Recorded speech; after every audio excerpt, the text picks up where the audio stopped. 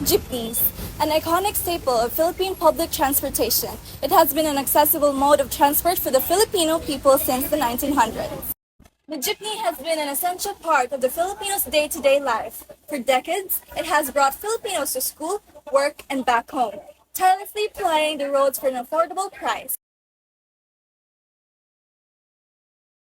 However, the threat of modernization threatens their survival, particularly the commuters, drivers, and conductors. But these unexpected faces are also among those who would face the heavy impact of this threat. These women are the wives of the jeepney drivers, working alongside them as conductors in their jeepneys. They represent the very people at the forefront of this issue. Usa ko ka konduktora.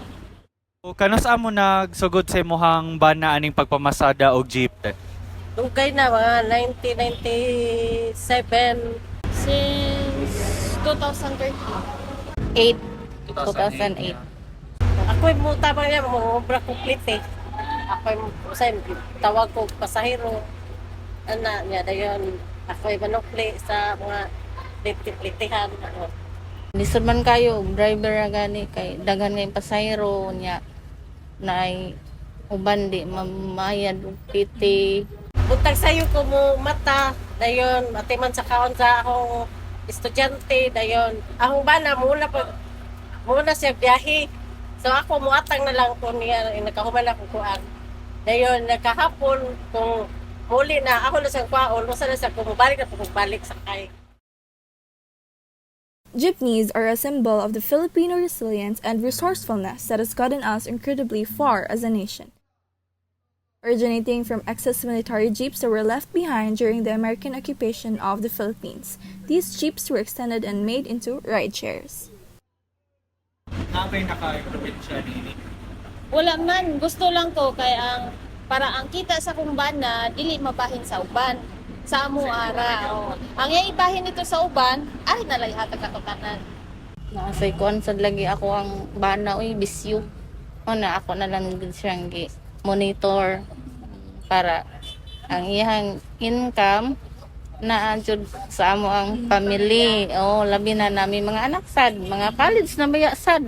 Kaya mga pasahero, mapliti ka ni Cheese, okay na ko kay maluoy biya ta sa nga pasahero sa ganang kuan kay nagani mo hanyon namo nga wala ni pliti. Okay na sa kailan.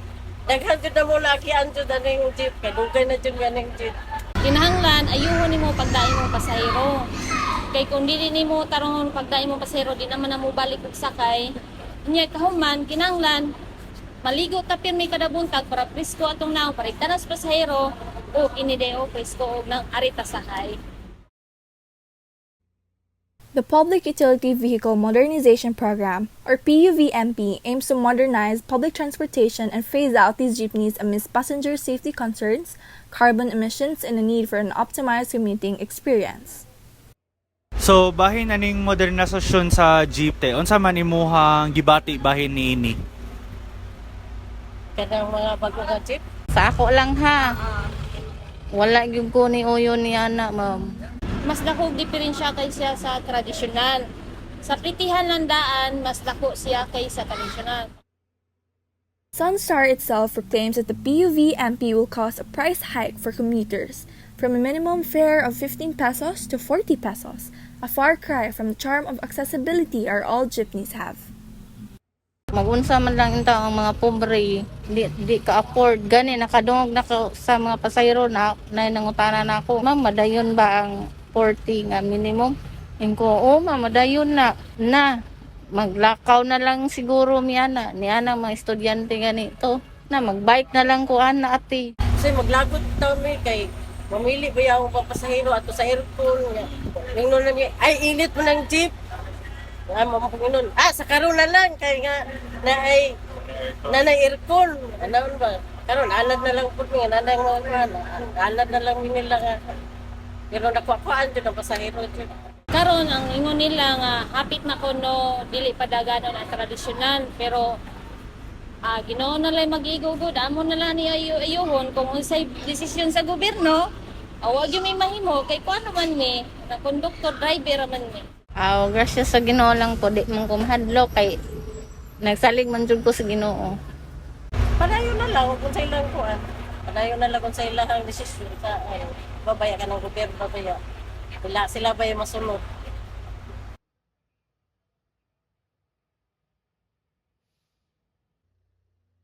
Modernized jeeps are also costly to both acquire and maintain, with the Land Bank of the Philippines consolidating the fact that an average cost of a modern jeepney is 2.1 million pesos. Lisod siya ng uban oy, labi na daghan ng anak. Nga, moray kisaligan ang ilang ba na nag-drive jeep. Wala gyud sila kauyon. Kay dako kayog abangan namo, sir. Para nako dong dili ko uyon. Magunsan man lang mi kung ang modern na lang may mudagan. Ang modern kay dako ug abang, mas kaya na mo ang tradisyonal. Lisod siya mo kung maguba ang jeep. Labi na dugay maguba, dugay maayo. Nga mo na ba yan ng panginabuyan?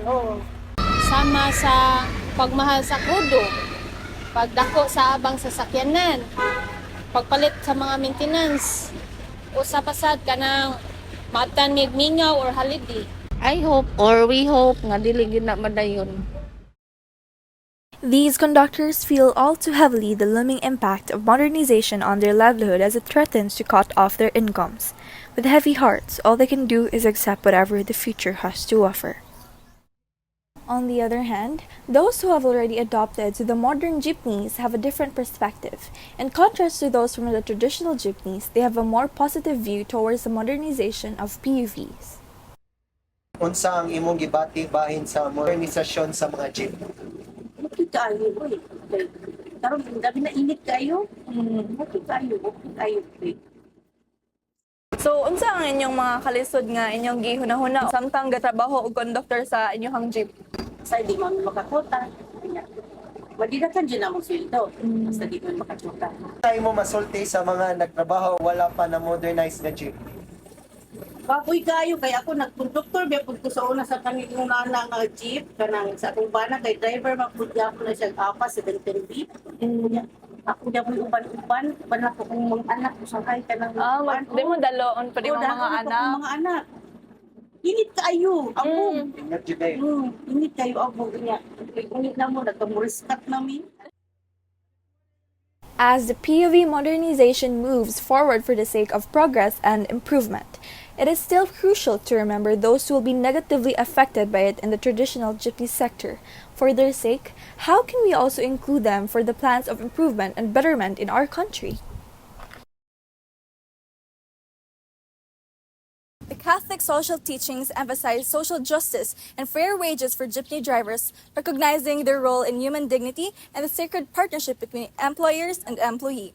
They also support the idea that policies should be evaluated based on their impact on the lease, promoting human flourishing and social justice, and that drivers should not be forced to purchase expensive jeepneys.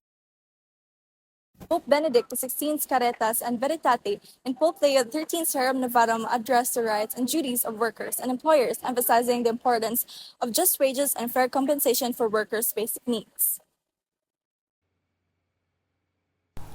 The digital age can raise awareness about the plight of jeepney drivers and their livelihoods. Governments should prioritize the welfare of jeepney drivers by implementing fair compensation, providing affordable financing options, and offering support programs. Engaging with stakeholders and the church can also play a crucial role in advocating for social justice and solidarity with marginalized communities. We need to recognize the need for modernization, as the Philippines is held back by many problems, which could be solved with better infrastructure, better public utilities, and more. But when this change comes at the cost of around 300,000 small operators and 600,000 POJ drivers, it is a high time for us to reconsider and look for alternate solutions to the jeepney phase-out. Unsa man ang imong may kaambit sa ato mga opisyalis sa gobyerno kung matagaan man gyud ka og panahon maabot sa ato ang presidente? Hinoon kung ato mga ning part sa atong president, siya gyud nag-approve niya na. We hope lang nga maghunahuna sad siya sa mga pobre, dili kay ang hunahunahon gani nga like sa ilang kahimtang nga mga dato na biya sila kung sa ilang kinahanglan naa gyud dayon nga. What if ang mga pobre in town walang wala jud?